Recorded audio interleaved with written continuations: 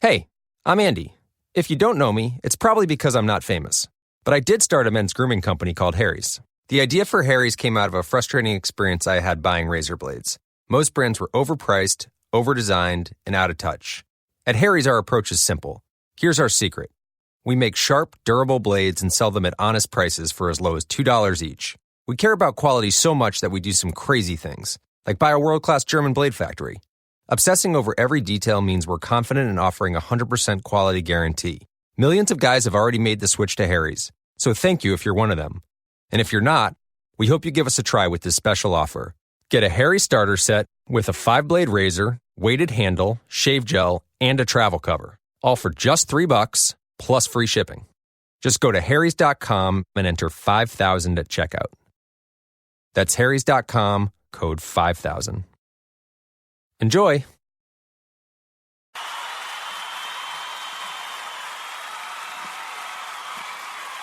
Welcome into Week 10 of the NFL season.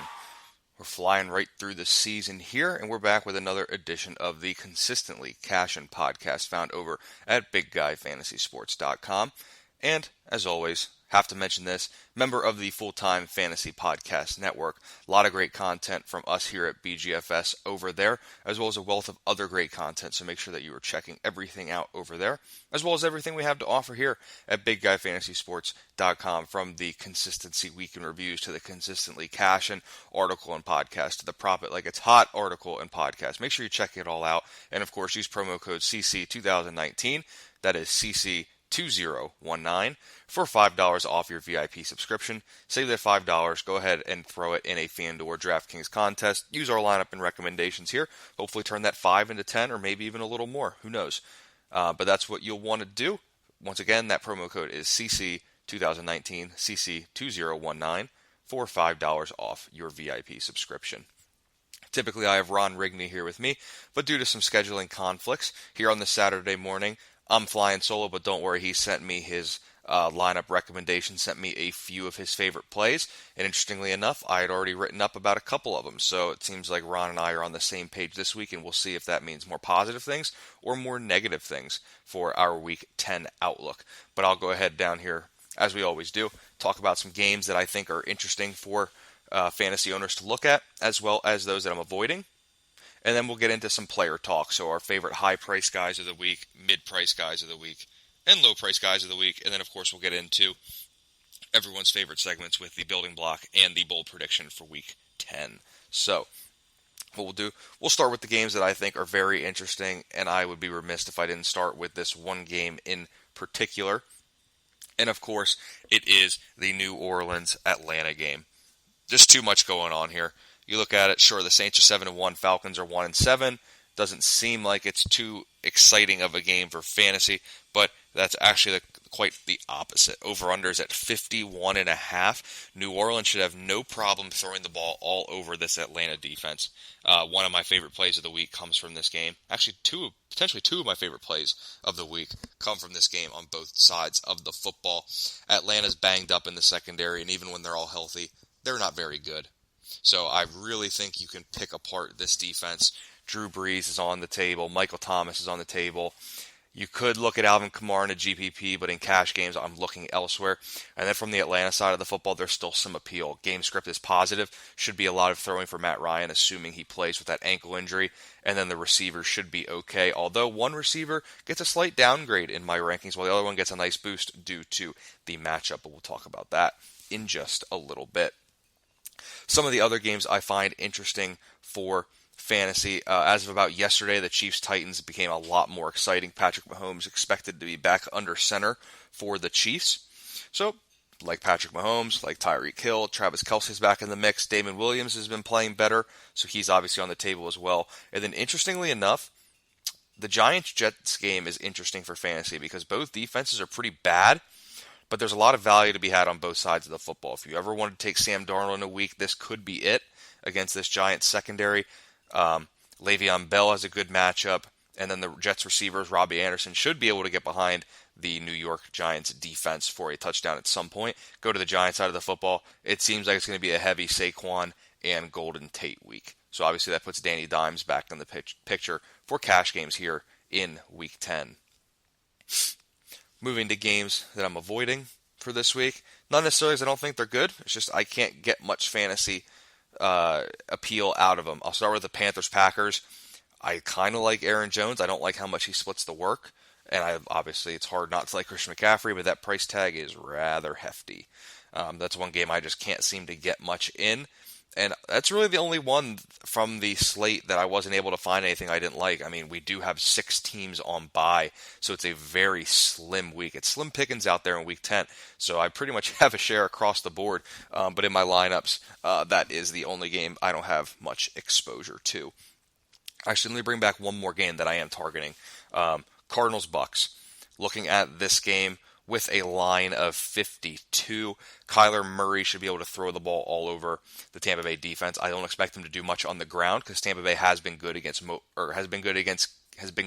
containing mobile quarterbacks this season. And then Tampa Bay, Jameis Winston, Ronald Jones, Cameron Brate, Mike Evans, Chris Godwin, fire them all up. They're all going to do well. It's going to be a big fantasy day out there in Tampa Bay. Move away from the game talk here. We'll get into some player-specific talk here. So guys that I really like. I'll just give you my favorite high-priced play of the week, and it's Michael Thomas. I mean, he is one of, let me get the exact number here for you so I'm not lying to those big guys and gals out there, but Michael Thomas is one of just 2 perfectly consistent wide receivers on the season. Michael Thomas is one of them, and San Francisco Emmanuel Sanders at 2 for 2 is the other. So Michael Thomas is really the only perfectly consistent wide receiver in the National Football League. He's balling out. Drew Brees is back. He's a target machine. The receiving tree in New Orleans is a little thin. Some guys are a little banged up. So it seems like it's going to be a heavy Thomas week. And if Atlanta can keep this game close at all and force Drew Brees to continue throwing the football, we're going to get even more production from Michael Thomas. Falcons have allowed 3 100-plus yard receivers this season and a whopping 8 receivers to surpass 70 receiving yards. They've allowed the 3rd most fantasy points per game to opposing receivers. Fire up Michael Thomas. Live it. Love the points. It's going to be hard for him not to give us big-time points. And over on DraftKings, he has 30-point upside. I think get 10 grabs, 150 yards, and 2 touchdowns. And maybe even 1 touchdown, and we're right there, right around 30. So I like that a lot. Love Michael Thomas this week. Favorite mid-priced guy of the week. I'm going to go ahead and give you 2. I'll go ahead and give you the one that I think is Ron's, as well as one that I really like. It's going to be Marlon Mack. He is getting the football, and he will get the football in this matchup, considering that the Miami defense is bad. We'll leave it at that. They're not very good. That's the nicest way I know how to say it. Looking here at what Ron said about Marlon Mack, and then I'll add a little statistical tidbit of my own.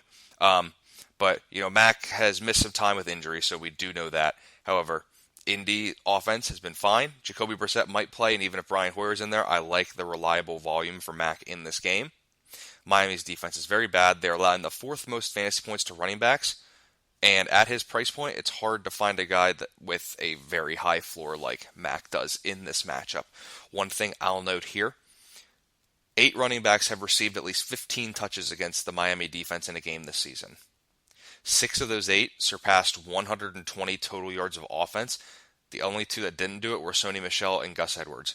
So basically, if you're getting the volume, you're getting production. So basically, if you're getting 15 touches, 6 out of 8, 75% of the time, you're averaging at least 8 yards per touch. That is really good. I like Marlon Mack too. The other one for me, Jalen Samuels. He was our free square last week, and it worked out. Not via rushing, though. It was more so in the air. But this week his price jumped, which I fully expected. However, when you catch 13 passes one week, your quarterback's Mason Rudolph. They're going to have to dink and dunk a little bit. Juju's dealing with a foot injury, so who knows how effective he's going to be. I'm seeing another path to another big receiving week for Jalen Samuels. Get a little more effective on the ground. We have ourselves a nice day. I love Jalen Samuels over on DraftKings. I'm a little less excited about him over on FanDuel, but I believe it's 6,000 on DraftKings, and he could double his value just in receptions alone again this week. So that's why I'm in on Jalen Samuels. Low price plays of the week. Once again, let's give you 2 here just because I'm feeling nice here. We're going to start with Ron's play of the week. Cameron Brate, I was in on him last week and it didn't work. However, he is a tight end going against the Arizona defense. That has allowed the most fantasy points per game to opposing tight ends this season. He obviously has had a rapport with Jameis Winston throughout his career. O.J. Howard is not playing. I totally get it. I like it. My tight end, I'm going a little different at tight end. However, as we saw in the beginning of this season, attacking Arizona at the tight end position has been a recipe for success. So I think that can certainly continue. However, my low price guy of the week, this was a no-brainer. Once I started looking at the numbers a little bit, it made more sense. Julio Jones is going to deal with Marshawn Lattimore. Give me Calvin Ridley against Eli Apple and whatever other cornerbacks the Saints run out there. Calvin Ridley has been really good against the New Orleans Saints. We're looking back to last season, and let me tell you this. Last year against the Saints, Julio Jones, he was fine too. Don't get me wrong. He was good. Let me take a look here. 5 for 96 and 11 for 147. That's solid. You can throw on New Orleans. Let me tell you Calvin Ridley's numbers. 7 for 146 and 3 touchdowns, 8 for 93 and 1 touchdown. He caught 15 of 21 targets. That means last season, per game against the New Orleans Saints, Calvin Ridley averaged 7.5 receptions for 119.5 yards and 2 touchdowns per game. He's barely over $5,000 over on FanDuel. And on DraftKings, he's cheap as well. This guy was one of the first people I slotted into my lineup, and that's why I'm going to tie it in. He's actually my Week 10 building block, one of the cheapest players in my lineup. Barely costs more than my defense, but he is my building block for the week. I am all in on Calvin Ridley. I'll have exposure to him everywhere. Anywhere that I'm playing DFS this week on the few sites that I play, Calvin Ridley is a guy that I am putting in there with utmost confidence, and I'm going to love that 3, maybe even 4 times return on investment. Positive game script, great matchup, great historical data against this team, albeit just 2 games. But it's Calvin Ridley for me. That ties in. He is my Week 10 building block. So my bold prediction for Week 10, I'm going to give you 2. I'm going with Calvin Ridley. I think he's going for 120 and a touchdown. I'm not sure how many balls he's going to catch. 120 and a touchdown is what I'm feeling for Calvin Ridley this week. And my other bold prediction for the week is going to be Christian Kirk. Ron and I are both in on him. He's going to catch 8 balls for 115 yards and a touchdown. That's what I like this week. That's what I'm feeling. I'm excited about it. I'm looking forward to Week 10. Make sure you use promo code CC2019 over at BigGuyFantasySports.com to save $5 off your VIP subscription. And you can save that money and go and throw it in a FanDuel or DraftKings contest and win some money. Make sure you check out all the great content over at Full-Time Fantasy Podcast Network, as well as here as BigGuyFantasySports.com. You can find me on Twitter at Colby R. Conway. Ron is over on Twitter at TheRealMaday, TheRealMaday. And of course, go ahead and give Bob Long a follow. You're probably already following him, but it's Bob_Long. And if you're not following us, make sure you do that too. 3 of us combined, pretty good follow, I'd like to say. But that is all the information I have for you here in Week 10. I wish you all the best, and as always, stay consistent.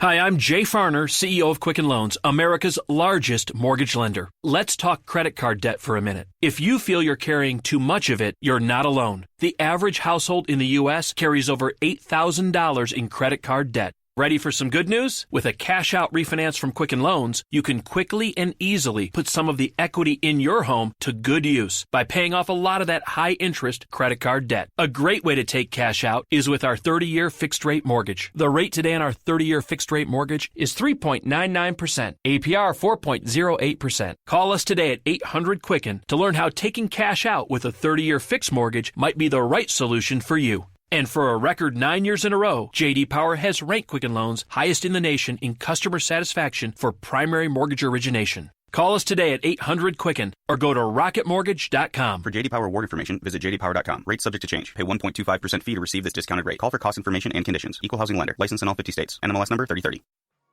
Hey there, podcast fans. Are you looking for a new true crime podcast? Check out Gangster House, the new podcast from Imperative Entertainment. Gangster House has everything: hospital hitmen, FBI informants, a prison escape, a van explosion, and so much more. I'm Jason Hoke, creator of Gangster House and producer of podcast megahits Atlanta Monster, Broken Hearts, and Monster, the Zodiac Killer. Listen to Gangster House right now on your favorite podcast player.